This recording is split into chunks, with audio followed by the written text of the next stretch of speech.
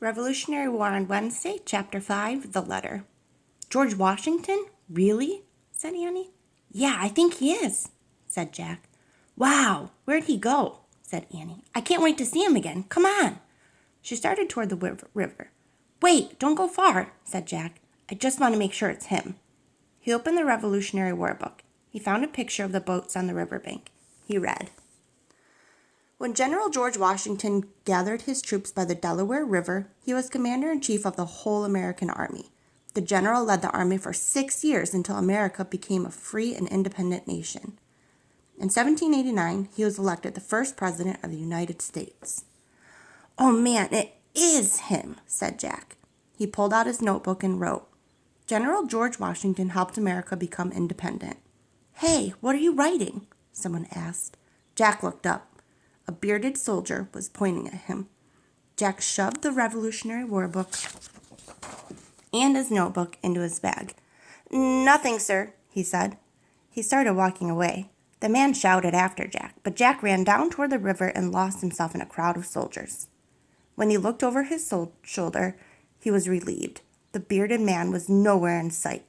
Stop, young man! Someone shone a lantern right in Jack's face. Jack gasped. It was the captain. I told you to go home, Jack, the captain said sternly. Where's your sister? Jack looked around. Where was Annie? I don't know, he said. Find her at once and go back to your family, the captain ordered. Our secret mission is very important. Children will only get in the way. Yes, sir, said Jack. The captain started to leave, but he stopped. I wonder if you could do me a favor, Jack, he said. Sure, said Jack.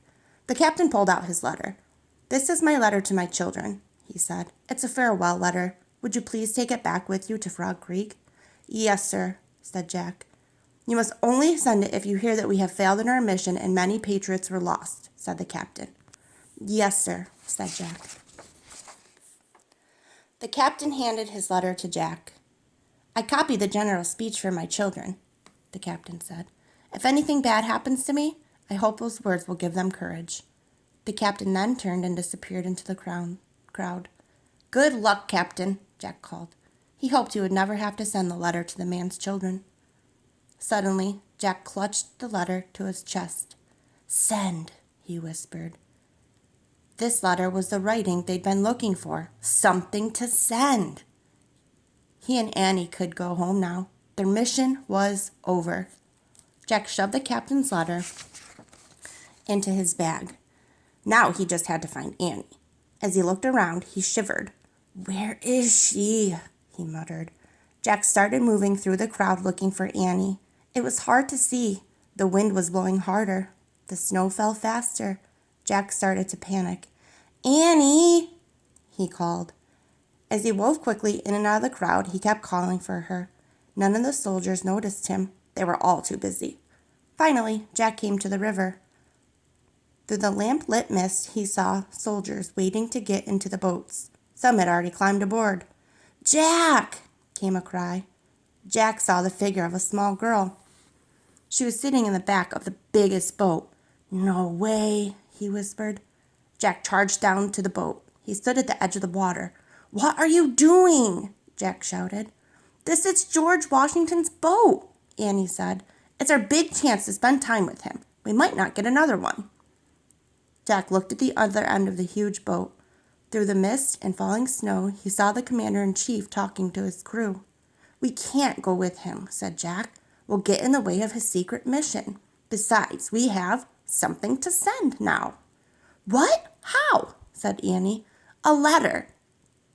The captain gave me his letter to take back to Frog Creek, said Jack.